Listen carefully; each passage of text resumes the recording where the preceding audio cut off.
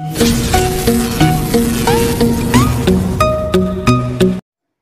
to my channel with another new video. You are watching biology with Shyam. आज का अपना नया topic है रक्त परिसंचरण तंत्र या फिर blood circulation in human body. अब यहाँ पे इस रक्त परिसंचरण तंत्र को समझने के लिए जरूरी है कि ये आवश्यकता क्यों पड़ी या आवश्यक है तो अपने क्यों है, तो कई कारण है इसके। अपने जानने के लिए एक छोटे से उदाहरण पे जाना पड़ेगा। जैसे एक कोश के जीव है, एक कोश के जीव की बात करें, अपने अमीबा की ले लेते हैं। अमीबा क्या है? एक कोश के जीव है और वो पूरी क्या है, कोशिका झिल्ली के द्वारा परिबद्ध रहता है।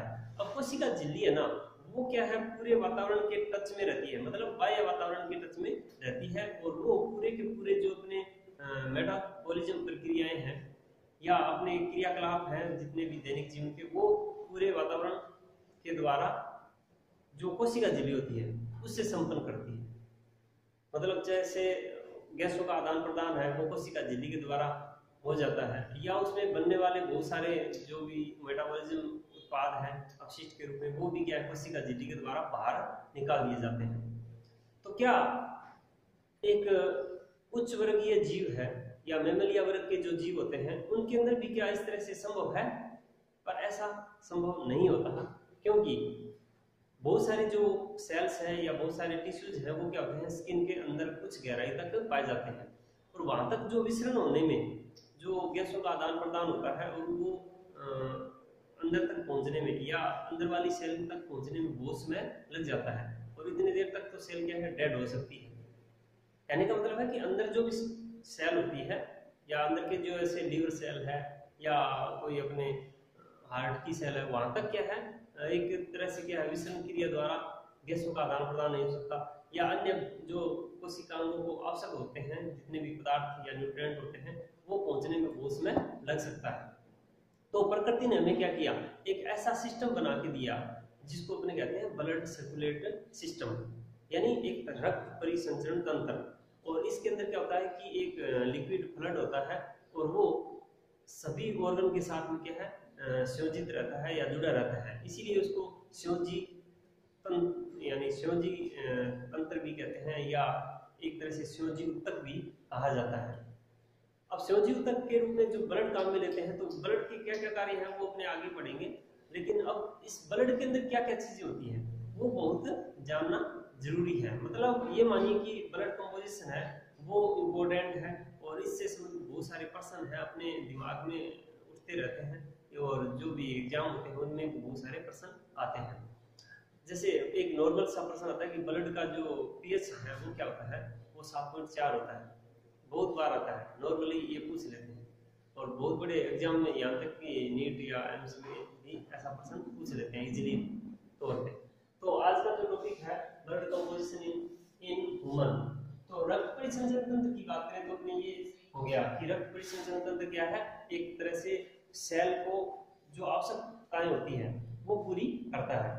अब ये दो प्रकार का होता है, कितने प्रकार का होता है, दो प्रकार का होता है। बात करते हैं अपने, एक तो खुला परिसंचरण तंत्र, खुला परिसंचरण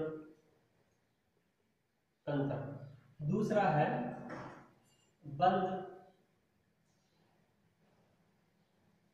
परिसंचरण तंत्र।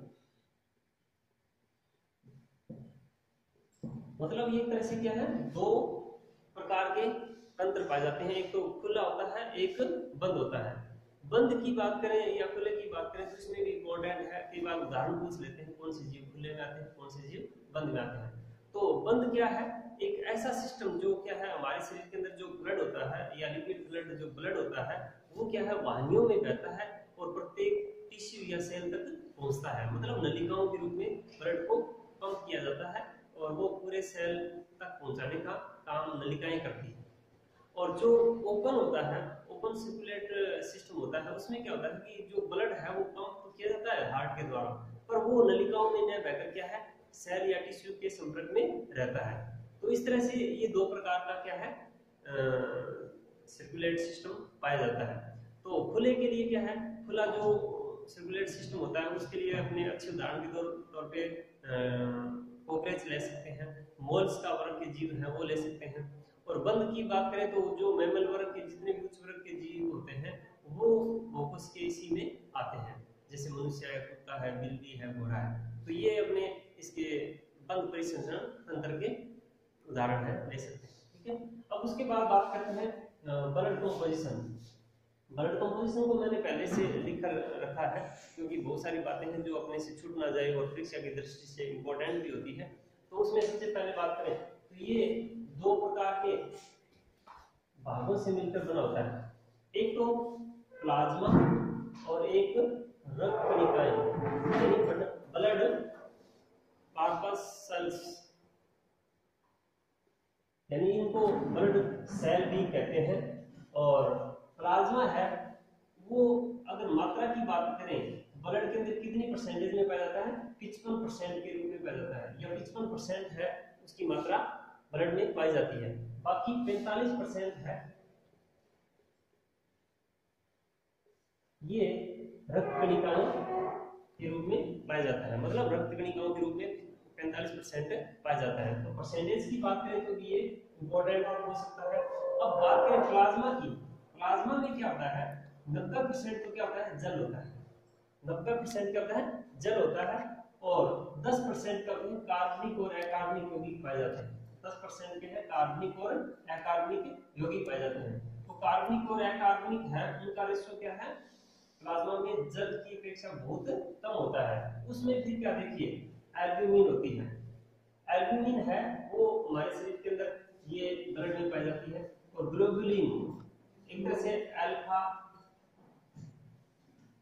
बीटा और गामा, तीन प्रकार के क्या है, ये एंटीबॉडीज बनाने के काम में आते हैं। ग्लोबुलिन क्या है, अल्फा, बीटा, गामा के रूप में पाए जाते हैं, और हमारे शरीर के अंदर क्या है, एंटीबॉडी या जो शरीर के अंदर प्रतिरक्षा प्रणाली है उसको बनाने के काम में आता है।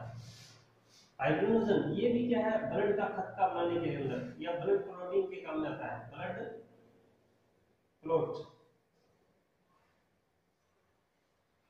ब्लड क्लॉटिंग के काम में आता है। प्रोथ्रोम्बिन है ये भी क्या है, एक तरह से ब्लड क्लॉट के काम में आता है या ब्लड का थक्का जमाने के काम में आता है। इसके अलावा ग्लूकोज है, ग्लूकोज क्या है, एक तरह से कोशिकीय ईंधन के रूप में आता है, कोशिकीय ईंधन के रूप में काम में आता है। और एमिनो एसिड है, एमिनो एसिड और हार्मोन्स और एंजाइम ये इंपॉर्टेंट है, मतलब कोशिका के अंदर ईंधन के रूप में काम आता है, जो हमारे शरीर के अंदर क्या एनर्जी को जनरेट करता है, या जनरली क्या है ये एक तरह से ऊर्जा उत्पादन करने के काम में आता है। इसके अलावा अपने एमिनो एसिड है, एमिनो एसिड है वो क्या है, प्रोटीन बनाने के काम में आते हैं, और बहुत सारे जो ऑर्गन है वो प्रोटीन के ही बने होते हैं। और हार्मोन्स है ये भी क्या है, ब्लड के अंदर पाए जाते हैं, क्योंकि बहुत सारी जो अपने ग्रंथियां होती है या बहुत सारी साइट ऐसे होते हैं जहाँ पर क्या हार्मोन बनते हैं, और वो हार्मोन ब्लड के द्वारा क्या है एक जगह से दूसरी जगह पहुंचाए जाते हैं। इसके अलावा एंजाइम भी हुई है, एंजाइम बहुत सारे अपने शरीर के अंदर बनते हैं, और उनको भी क्या है एक जगह से दूसरी जगह पहुंचाने में ये हेल्प करता है। तो प्लाज्मा के अंदर ये पाए जाते हैं या पड़े रहते हैं। अब उसके बाद में यूरिया है और यूरिक एसिड है, यूरिक एसिड है, यूरिया है, ये हमारे शरीर में क्या होते हैं, एक तरह से उत्सर्जी पदार्थ के रूप में पाए जाते हैं। किस रूप में पाए जाते हैं, उत्सर्जी पदार्थ के रूप में पाए जाते हैं, और ये हमारे शरीर के अंदर क्या है, ब्लड के अंदर आते हैं, और जैसे ही वो किडनी तक पहुंचते हैं तो होते क्या होता है, फिल्ट्रेशन होता है, या ये मानिए कि एक तरह से छान कर उनको क्या है अलग कर दिया जाता है। तो यूरिन के अंदर यूरिया और यूरिक एसिड है वो अपने पाए जाते हैं। इसके अलावा हमारे शरीर के अंदर क्या है, आयंस पाए जाते हैं, जैसे सोडियम है, मैग्नीशियम है, क्लोरीन है, और कैल्शियम है, और पोटेशियम। ये हमारे शरीर के अंदर क्या है, एक तरह से विलेयता विभव का काम करते हैं, और एक तरह से मान लीजिए कि ऑस्मोटिक प्रेशर है उसका नियंत्रण करने के काम में आते हैं। अब बात करते हैं अपने रक्त कणिकाओं की। रक्त कणिकाएं हैं वो ब्लड कंपोजिशन में क्या है 45% होती है, और ये आरबीसी यानी रेड ब्लड कॉर्पल्स और डब्ल्यूबीसी व्हाइट ब्लड कॉर्पल्स यानी श्वेत कणिकाओं के रूप में पाई जाती है, और प्लेटलेट्स पाए जाते हैं। प्लेटलेट्स क्या है, एक तरह से ब्लड क्लॉटिंग के अंदर क्या है धागे जैसी संरचनाएं होती है या फाइबर्स के रूप में पाए जाते हैं। तो इस तरह से अपने बात करेंगे अब रक्त कणिकाओं की। तो रक्त कणिकाओं के अंदर सबसे पहले लेते हैं अपने आरबीसी। आरबीसी के बारे में पढ़ेंगे अपने ब्लड कंपोजिशन के अंदर। रक्त कणिकाएं हैं, रक्त कणिकाएं हैं वो कितने प्रकार की होती है, अपने 3 प्रकार की होती है। मतलब आरबीसी है, डब्ल्यूबीसी है और प्लेटलेट्स है। आरबीसी मतलब रेड ब्लड कार्पल्स होते हैं और व्हाइट ब्लड कार्पल्स और प्लेटलेट्स होते हैं। मतलब ये 3 प्रकार के पाए जाते हैं। तो पहले बात करते हैं अपने आरबीसी। अब आरबीसी की बात करें तो ये टोटल जो ग्रैन्युल्स होते हैं या कणिकाएं होती हैं उनका 99% पाया जाता है। मतलब बहुत ज्यादा संख्या में पाए जाते हैं। और ये क्या होते हैं, केंद्रक रहित होती है, केंद्रक रहित होती है। इंपॉर्टेंट प्रश्न है कि केंद्रक रहित कोशिकाएं हैं, मानव केंद्र क्या है वो कौन सी होती है, तो आरबीसी पाई जाती है। और इसके अलावा अपनी बात करेंगे कि अपवाद है, जो ऊंट और लामा है उनके अंदर क्या है आरबीसी है वो केंद्रक युक्त पाई जाती है। कई बार वो प्रश्न पूछ लेते हैं तो वो अपवाद है, पर ये आरबीसी है वो केंद्रक रहित होती है। इनमें माइटोकॉन्ड्रिया है वो भी नहीं पाया जाता है। मतलब आरबीसी के अंदर है माइटोकॉन्ड्रिया नहीं पाया जाता है। डायमीटर की बात करें तो डायमीटर है वो एक तरह से उभय अवतल होती है इनकी शेप, और वो 7 से 8 माइक्रोमीटर तक की मोटाई में होती है। और इसका जो संख्या है आरबीसी की संख्या है 1 घन मिलीमीटर में। मतलब एक बात करें 1 मिलीमीटर क्या है, कोई ऐसा कंटेनर है जिसमें एक लंबाई चौड़ाई और ऊंचाई क्या है वो 1 mm है, और उसमें जितना ब्लड आता है तो उसके अंदर जो आरबीसी होती है वो संख्या में कितनी होती है, 50 से 55 लाख होती है। कितनी होती है, 50 से 55 लाख तक पाई जाती है। अब वो है मतलब लगभग है। और महिला के अंदर क्या है कुछ संख्या में कम पाई जाती है, मतलब 45 लाख से 50 लाख तक पाई जाती है। या कई बार मिलियन की बात है, जो पुरुष के अंदर 5 से 5.5 मिलियन तक पाई जाती है, तो महिलाओं में 4.5 से 5 मिलियन तक ये संख्या में महिलाओं में पाई जाती है। अब उसके बाद बात करें कि इसमें हीमोग्लोबिन वर्णक पाया जाता है। मतलब आरबीसी के अंदर क्या है हीमोग्लोबिन पाया जाता है, और जो हीमोग्लोबिन है वो एक तरह से इंपॉर्टेंट कार्य इसका है, हमारे शरीर के अंदर जो भी ऑक्सीजन जाती है फेफड़ों के अंदर, तो उसको क्या है आसानी से क्या है एक तरह से बांध लेता है या अपने साथ क्या है घोल लेता है, और वो घुलने के बाद में ऑक्सी हीमोग्लोबिन बनता है। और वो हीमोग्लोबिन है वो अपने क्या है ब्लड के द्वारा पूरे शरीर के अंदर क्या है डोनेट या डिस्ट्रीब्यूट करता है। इसके बाद है इसका जो ब्लड के अंदर है जो हीमोग्लोबिन है उसकी बात करें, हीमोग्लोबिन है वो क्या होता है 15 ग्राम प्रति डेसीलीटर पाया जाता है। मतलब ये मानिए कि 15 जो ग्राम है वो क्या है 1 लीटर के 10वें भाग के अंदर जितना भी जो हीमोग्लोबिन होता है वो कितना होता है 15 ग्राम होता है। मतलब 15 ग्राम है वो 1 लीटर के 10वें भाग में पाया जाता है। और महिलाओं के अंदर क्या इसकी संख्या जो मात्रा है वो क्या है कई बार अपने रिपोर्ट में पढ़ते हैं तो कम होती है, या मान लीजिए कि 12 से 13-14 तक होती है। और मनुष्य के अंदर जो मानव के अंदर क्या है जो जेंट्स होते हैं उनमें क्या है ये 16 तक पाया जाता है। मतलब 12 से 16 तक, और उसमें क्या है 10 से 14 तक इसकी लगभग मात्रा है पाई जाती है ग्राम में। अब लाइफ टाइम की बात करें, जो आरबीसी होती है उसका लाइफ टाइम क्या होता है 120 डेज होता है, या मैच्योरेशन के बाद में ये क्या है 120 दिन तक क्या है जीवित रहती है। और इसका विघटन जो है वो क्या होता है प्लीहा या यकृत में होता है। मतलब जैसे क्या मैच्योर हो जाती है, मैच्योर होने के बाद में इसका विघटन होता है वो प्लीहा या अपने यकृत लीवर में होता है। इसीलिए इसको क्या है स्प्लीन को कबरगाह भी कहा जाता है। तो इस तरह से ये क्या थी अपने आरबीसी थी और ये इसके कुछ पॉइंट थे, तो आप इसको पॉज करके एक बार अच्छी तरह से पढ़ लीजिए। अब बात करते हैं अपने प्लेटलेट्स की। प्लेटलेट्स कई बार इसको हिंदी में अपने बिंबाणु भी कहते हैं, बिंबाणु या पट्टिकाणु भी कहते हैं। क्या बोलते हैं इसको? पट्टिकाणु। पट्टिकाणु एक ही बात है। डिम्बाणु या प्लेटलेट्स हैं, पट्टिकाणु हैं, ये कहलाते हैं। और ये क्या है, इनकी संख्या क्या होती है? छोटी होती है, यानी आरबीसी डब्ल्यूबीसी से क्या होती है? छोटी होती है। और इनमें भी क्या है, केंद्र का अभाव होता है, मतलब केंद्र नहीं पाया जाता है। और इनकी संख्या है वो पर घन ऋणम में 3 लाख तक पाई जाती है। और इनका वितरण है वो भी क्या है? फलिया और यकृत में होता है। अब तीसरा कंपोजिशन है इसका जो डब्ल्यूबीसी है, यानी रक्त कणिकाओं का तीसरा जो भाग है अपने यहाँ पे पढ़ते हैं वो क्या है? डब्ल्यूबीसी है। डब्ल्यूबीसी है वो संख्या में कितने पाए जाते हैं? प्रति घन एमएम में 7000 से या 8000 तक पाए जा सकते हैं, अबव पाए जा सकते हैं। और लाइफ टाइम क्या होता है इनका? 4 से 5 दिन होता है। और इनके अंदर गति क्या होती है? अमीबीय गति पाई जाती है। और ये 2 प्रकार के होते हैं।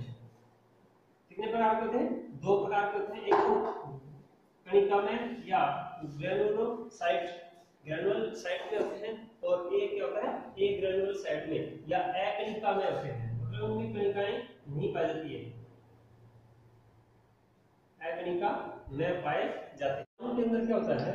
ये श्वेताणु हैं, उनको डब्ल्यूबीसी यानी व्हाइट ब्लड कार्पल्स और ल्यूकोसाइट्स भी कहते हैं। ये 2 प्रकार के होते हैं, ग्रेनुलोसाइट या कणिका में और ए ग्रेनुलोसाइट अकणिका में। देखिए ग्रेनुलोसाइट और ए ग्रेनुलोसाइट मतलब कणिका में और अकणिका में 2 प्रकार होते हैं। ये पॉलीमॉर्फो न्यूक्लियर होते हैं, मतलब इसमें केंद्रक होता है वो क्या होता है? कई पिंडों में बनकर बना होता है या कई पिंडों से मिलकर बना होता है। या ये मानिए कि एक जो न्यूक्लियस होता है वो कई पिंडों में बंटा हुआ रहता है, इसीलिए इसको पॉलीमॉर्फो न्यूक्लियर कहते हैं। और ये क्या होता है? मोनोन्यूक्लियर होता है, मतलब केंद्रक है वो पिंडों में बंटा नहीं होता है या अकेला एक अपने आप में न्यूक्लियस के रूप में ही पाया जाता है। अब ये ग्रेनुलोसाइट है या कणिका में है जो डब्ल्यूबीसी है वो 3 भागों में बांटे गए। मतलब इनके अंदर क्या है? कणिका में, कणिका का मतलब है यहाँ पे जो साइटोप्लाज्म होता है उसके अंदर बहुत सारे क्या है? सूक्ष्म कण पाए जाते हैं। और उन कणों के आधार पे ही क्या है? कणिका में कहते हैं।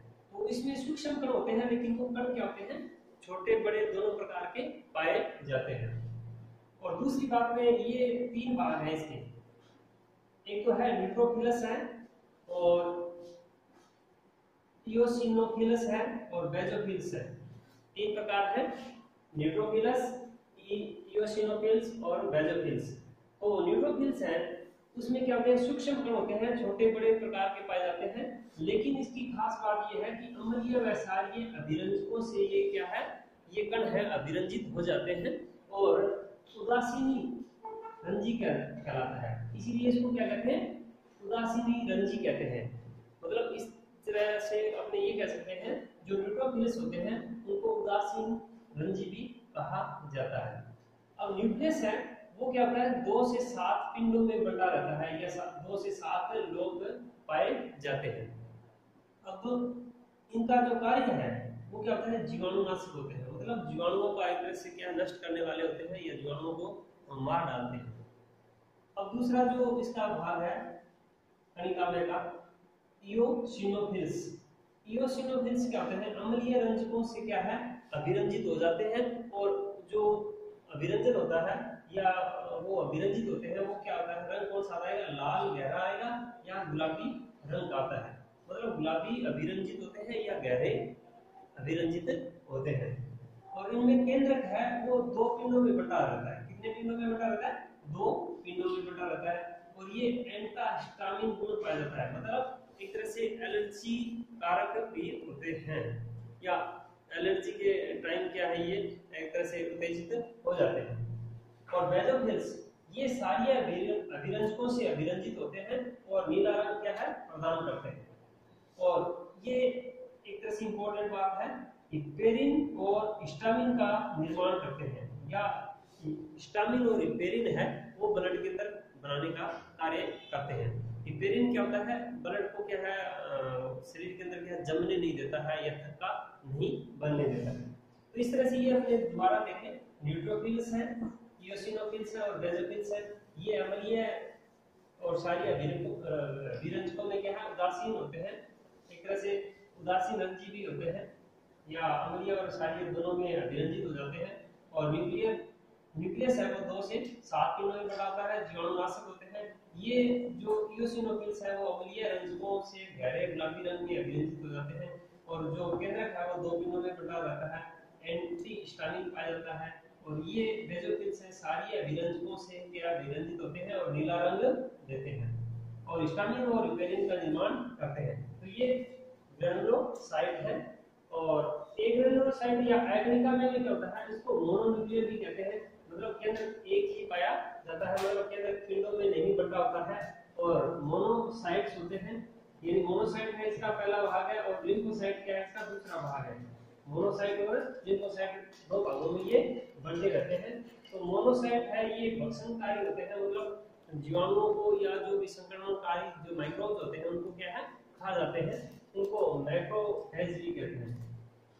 और ये संक्रमण के विरुद्ध प्रथम पंक्ति के रूप में कार्य करते हैं, मतलब जैसे ही कोई संक्रमण होता है तो सबसे पहले यही आक्रमण से क्या है लड़ते हैं और उनको खा जाते हैं। तो इससे अपने शरीर को क्या है एक तरह से रक्षा होती है, इसीलिए क्या प्रथम पंक्ति के रूप में माना जाता है।